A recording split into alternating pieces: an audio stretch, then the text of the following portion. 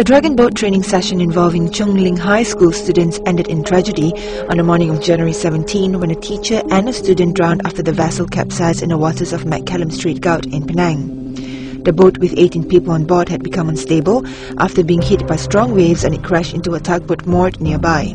It capsized 30 minutes later after it was hit by a second wave.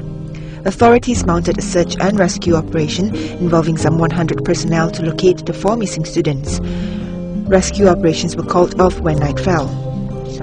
By 11 a.m., the body of teacher Chin Aik Siang was found, while student Jason Chung was found by 3 p.m. that Sunday afternoon. They were among 12 of the 18 on board who wore life jackets.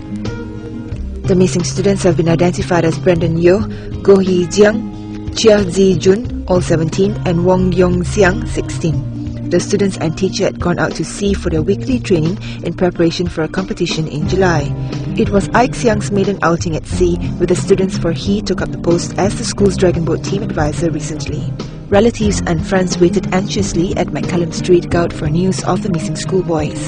Some were on their knees praying as the search operations mounted. Family members of Jason Chung broke down when his body was brought in and identified.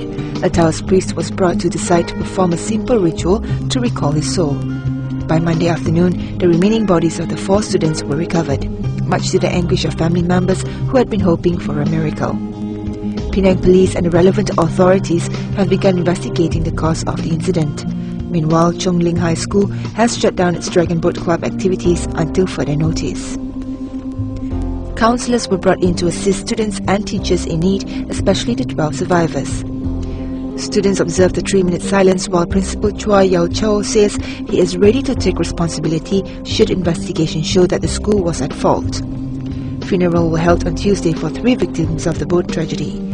Tears flowed freely as family members, teachers and friends bid farewell to teacher Aik Siang, Jason Chung and Yong Xiang.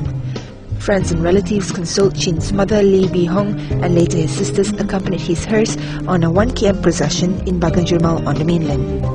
On the island, friends and relatives attended the funeral services of Jason at the Mount Erskine Funeral Parlour and Yong Xiang at his home.